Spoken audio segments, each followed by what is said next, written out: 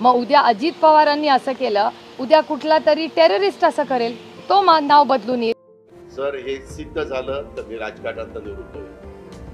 नाही सिद्ध झालं तर हे ज्या लोकांनी नौटंकी चालवली ना वेगवेगळ्या लोकांनी फार पार्लमेंट पासून इथपर्यंत, त्यांना थोडी नाही जनाची नाही मनाची वाटायला पाहिजे. माझे आव्हान आहे ना, संसदेला आव्हान आहे, ते पाहावं, तपासावं, आणि जे खरं असेल तर अजित पवार राजकारणात बाजूला जाईल, खरं नसेल त्यांनी राजकारणात संदेश घ्यावा. महायुती सरकारमध्ये सहभागी होण्यापूर्वी केंद्रीय गृहमंत्री अमित शाह यांच्या भेटीसाठी उपमुख्यमंत्री अजित पवार दिल्लीला 10 वेळा वेश बदलून गेले होते, असा आरोप राष्ट्रवादी काँग्रेस शरदचंद्र पवार पक्षाच्या खासदार सुप्रिया सुळे आणि शिवसेना उद्धव बाळासाहेब ठाकरे पक्षाचे राज्यसभा खासदार संजय राऊत यांनी केला होता. त्याला खुद अजित पवारांनी प्रत्युत्तर दिलेलं आहे. त्यांनी हे आरोप सिद्ध करावेत, जनाची नाही तर मानाची लाज वाटायला हवी. हे आरोप सिद्ध झाले तर मी राजकारण सोडेल, असे मोठे विधान करत उपमुख्यमंत्री अजित पवार यांनी विरोधकांच्या टीकेला प्रत्युत्तर दिलेलं आहे. मी वेषांतर करून कुठेही गेलो नाही, वेषांतर करून गेलो हे साफ खोटे आहे. आरोप करणाऱ्यांना लाज वाटली पाहिजे. आरोप सिद्ध झाल्यास मी राजकारण सोडेल. फेक नेरेटिव्ह सेट केला जात आहे. मी लपून छपून जाणारा नाही, उघडपणे जाईल. मी नाव बदलून कधीच प्रवास केलेला नाही. वेश बदलून दिल्लीला गेलो असतो तर संसदेत तपासावे.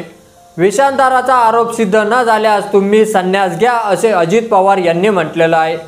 माझ्याबाबत गैरसमज निर्माण करण्याचे काम सुरू आहे. आरोप करण्याआधी माहिती घ्या. मी 35 वर्ष विरोधी पक्षनेता, उपमुख्यमंत्री आणि मंत्री आमदार म्हणून जबाबदारी मलाही कळते. नाव बदलून प्रवास करणे हा गुन्हा आहे. सगळीकडे CCTV आहेत. खुशाल कुणी बहुरूपी म्हणतंय, आणखी कुणी काही म्हणतंय. म्हणणाऱ्यांना काही लाज लज्जा शरम वाटली पाहिजे. धुंदीत बिनबुड्याचे आरोप केला जातोय, त्यात काहीतरी सत्य नाही, असे त्यांनी स्पष्ट केलेले आहे. अजित पवारांनी असं केले वगैरे उगीच उचलली जीभ लावली टाळ्याला.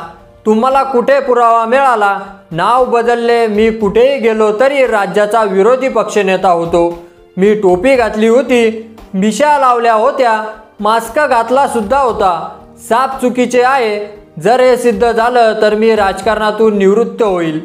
जर नाही सिद्ध झालं तर ज्या लोकांनी संसदेपासून इथपर्यंत जी नौटंकी लावली त्यांना थोडी जनाची नाही तर मनाची लाज वाटायला हवी होती. कुणीतरी चॅनलवर बातमी लावते, त्या बातमीचा कुठे पुरावा नाही, त्याला आधारही नाही, कॅमेऱ्यात काही व्हिडिओ नाहीत. माझी बदनामी करण्यासाठी हे सुरू आहे, असं सांगत अजित पवारांनी संजय राऊत आणि सुप्रिया सुळे यांच्यावर निशाणा साधलेला आहे. तर अजित पवारांच्या प्रतिक्रियेवर तुम्हाला काय वाटतं की ते तुम्ही कमेंट बॉक्समध्ये लिहायला अजिबात विसरू नका. आणि आपल्या चॅनलवर जर नवीन असाल तर चॅनलला सबस्क्राईब करा.